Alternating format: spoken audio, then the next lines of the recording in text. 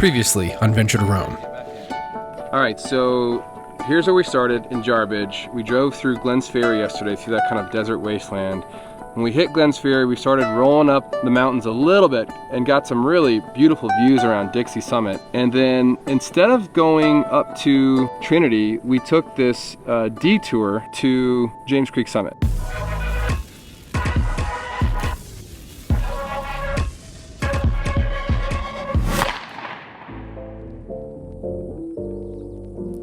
It was the morning of day 3 on the Idaho BDR, and we were feeling refreshed and ready to dive into a day that would take us deeper into the unknown parts of Idaho. So we started breaking down camp, imagining all the adventures that were coming our way.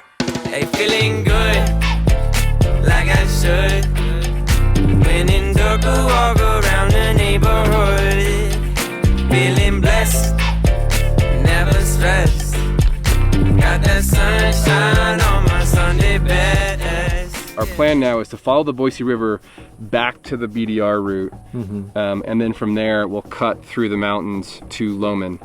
And then from Loman we're hoping to get to Deadwood. That section is about 150 miles. Rob from Revere Overland is on this trip with us, and just want to check in, dude. How's the trip for you so far? It's been great. I love seeing Idaho. I've been here twice before, and it's just in the same one spot each time, so it's great seeing some different parts. Love going across the desert. I know you said it was a bit of a slog for you, but something completely new for me. Ready to roll? Ready to roll out!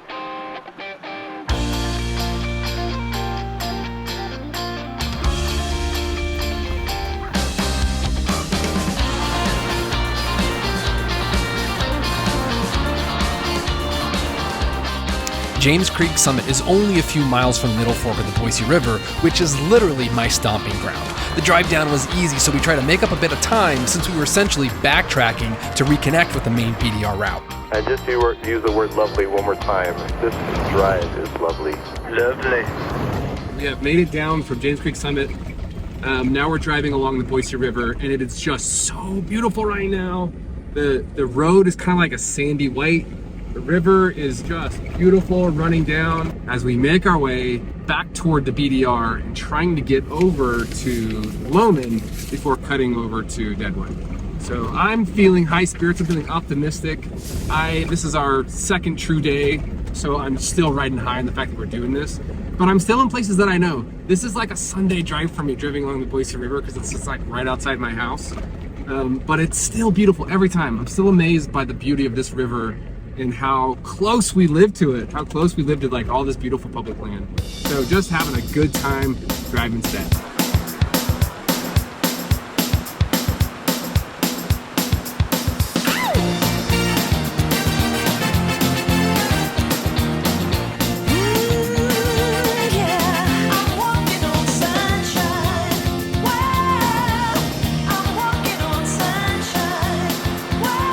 Every time I'm up here, it's beautiful. And just love the way the river flows.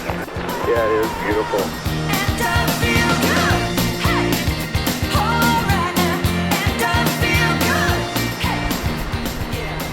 So we have just rejoined the BDR, and man, what a beautiful part of the Boise River this is. It flattens out, it gets nice and wide, and it's just gorgeous to look at. So we'll get off the Boise River here in just a minute and start crossing over the mountain ranges. Chris, we're 240 miles in, only, like 960 more to go. Well, when you put it that way, maybe I will go the other direction.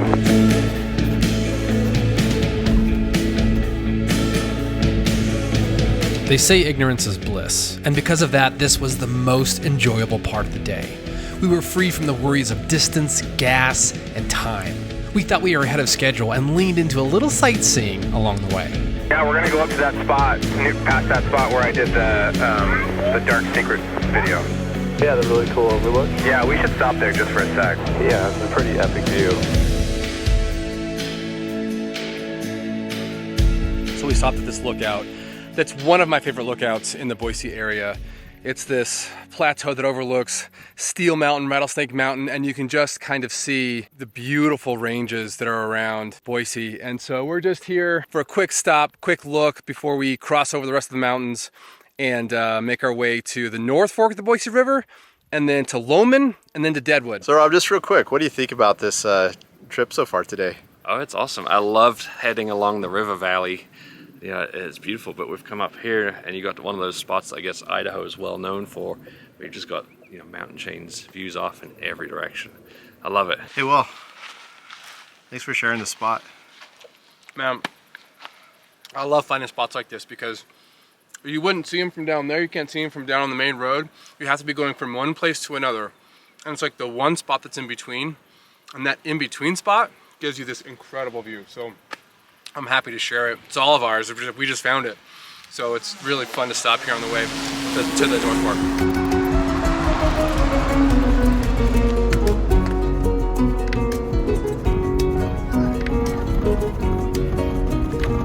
We said goodbye to the middle fork of the Boise River and headed down the hills to the North Fork of the Boise River, which was just as beautiful. We felt invincible, like nothing could slow us down. We were almost in cruise control.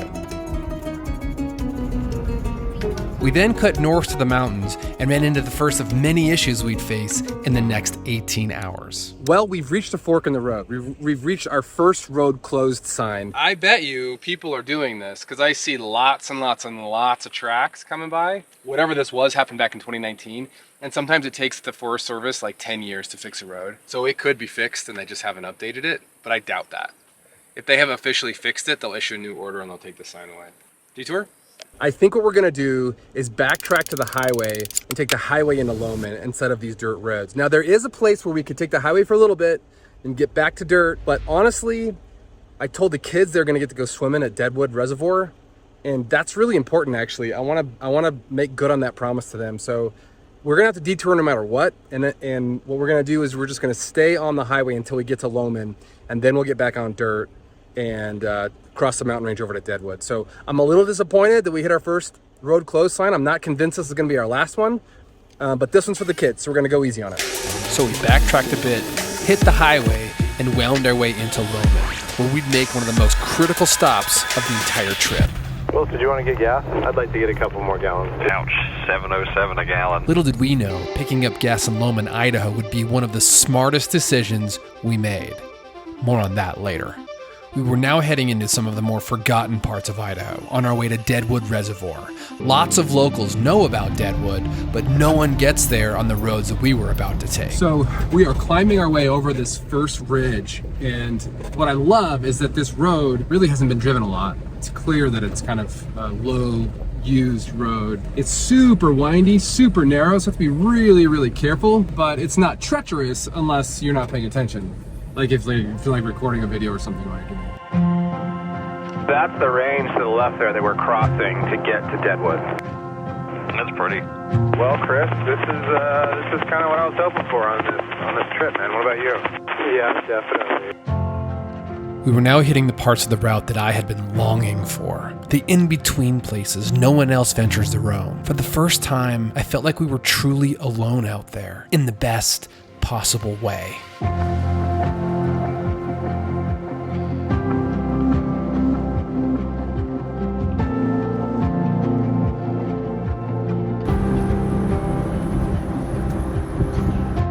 The roads were rough enough to make the driving slow, but it also gave us the time to soak it all in.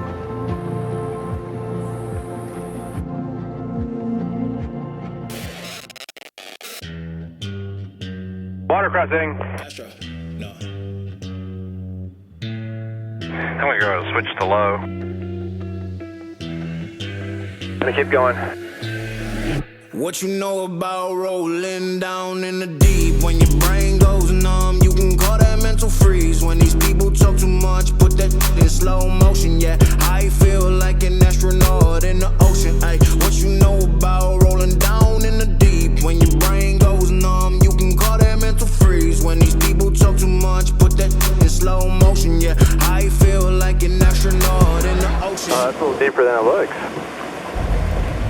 It's 4:30 already. I was hoping to be at camp at 4, so we're not really close to camp yet. So I'm trying to make up a little bit of time by pushing pace on this road so we can get the kids in the water and have them have a nice, fun afternoon.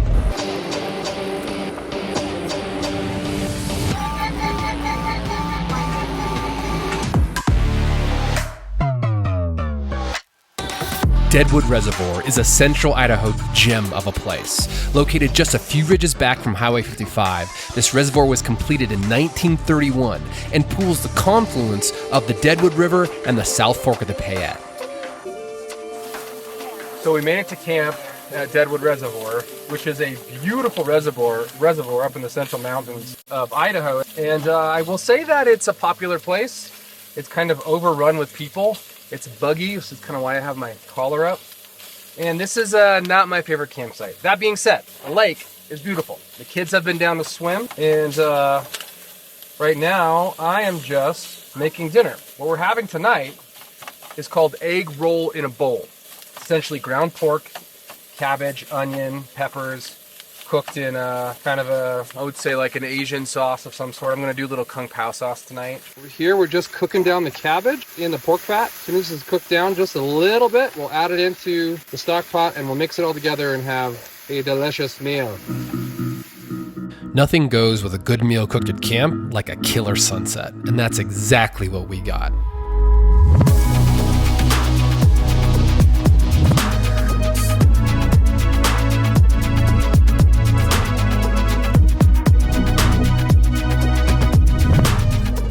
Turns out there's a reason Deadwood is popular. It's stunning. With our bellies full of good food, we watched the sunset, made a fire, and realized, in the grand scheme of things, this was pretty great.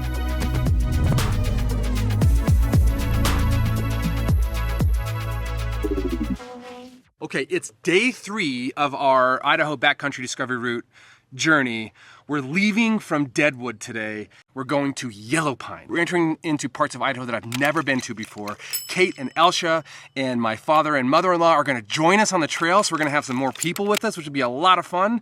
And so we're just about ready to close doors, start engines, and roll out.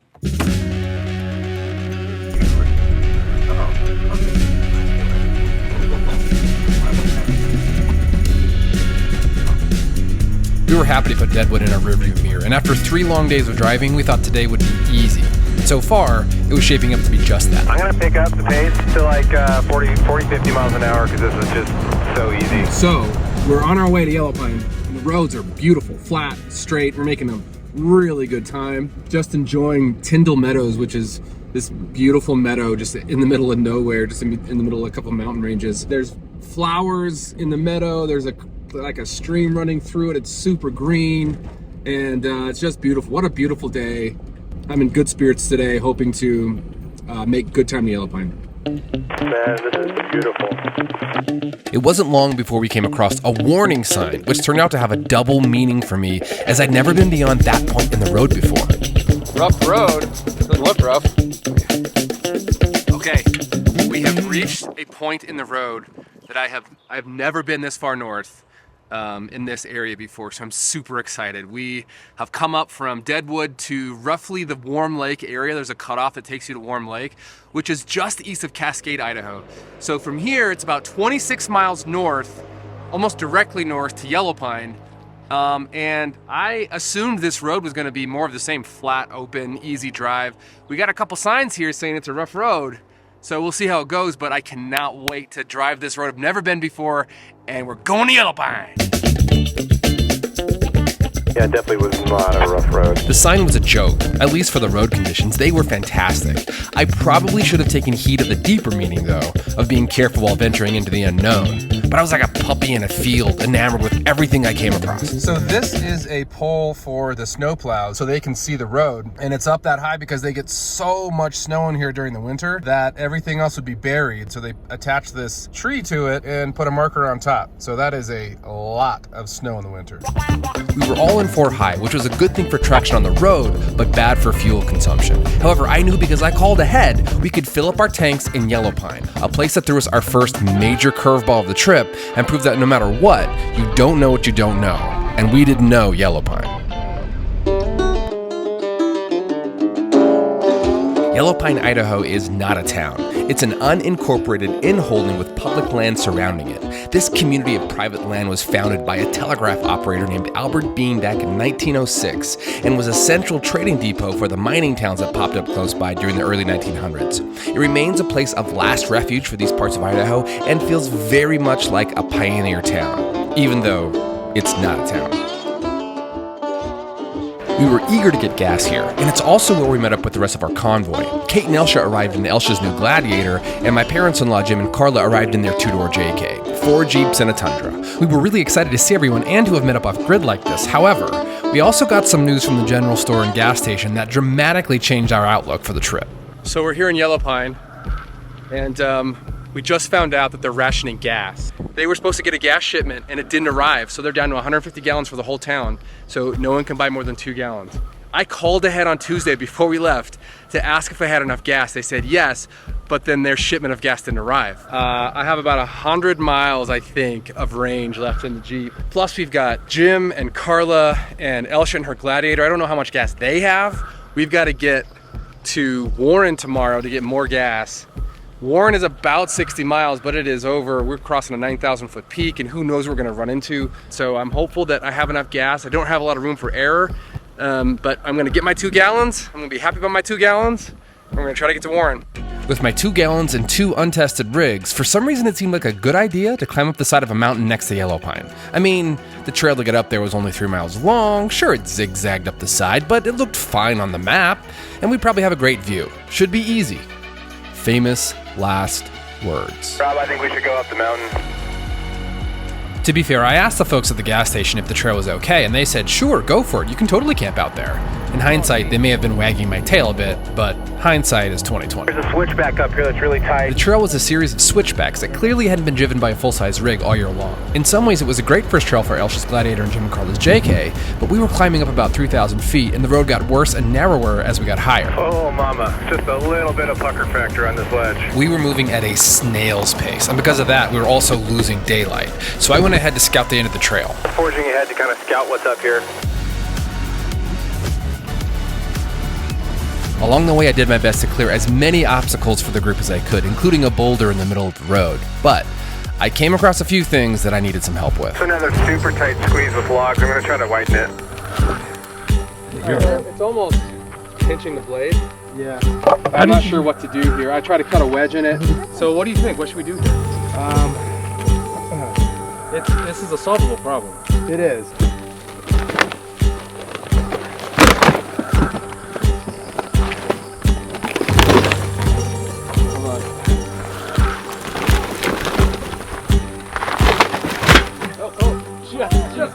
Oh, just the D-ring! We get the chainsaw.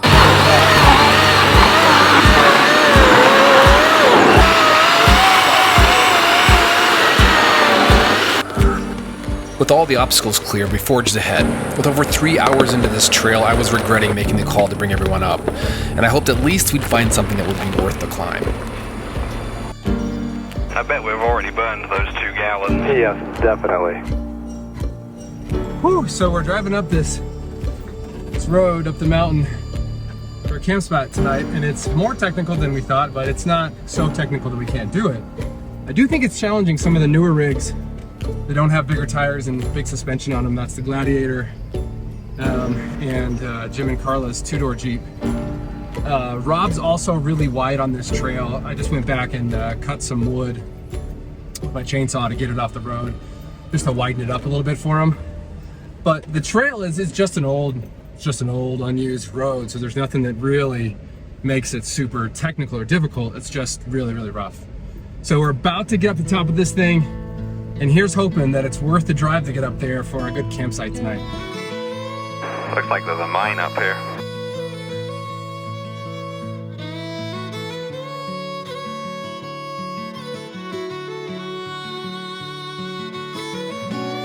What we found was an old mining site. It had beautiful views, but was very uneven. That said, we were tired, our nerves were frayed, and we were hungry. So we just decided to call it and set up home for the evening. So we're not just trying to pose for Instagram. We actually needed to get the rigs on that high of a stack of rocks just to level them out. There's my rig. There's Chris's rig. This is just so we can sleep tonight. And let me show you Rob's rig. Rob's is just as bad. It's pretty safe to say where we're camping is not level. Here's Rob's rig. I mean, it's pretty ridiculous, but the good news is we got everything level. So the end of section 2 on the BDR ended here above Yellow Pine on this mountain. And even though the trail wasn't what we thought it was, and the campsite is less than great, we're all getting along. People we've never met before. Am I distracting you? I'm sorry. No. We're getting along, and we're having dinner, and we're reliving the trail up here, and telling stories, and getting to know each other. And it just makes my heart warm to know that when you go out with good people, good things happen. We had used all of our new gas climbing this mountain and didn't have a way to refill our tanks. We had serious miles before the next gas stop, and I'd put the entire trip in jeopardy by leading the group up here. But all of these problems, as scary as they were, would have to wait until tomorrow. So the sun has set. Campfire conversations have begun. It's nights like these, when people are sitting around just talking shop, telling stories, that just make me love being out here. And you know, this Idaho backcountry discovery route is really an excuse to do that. It's an excuse to get out, disconnect, see things in the backcountry that most people don't get to see, and just connect with each other. So this group is becoming kind of a team right now, and it's really fun to see that happen. But we're going to sit around the campfire for a little longer and go to bed with full hearts.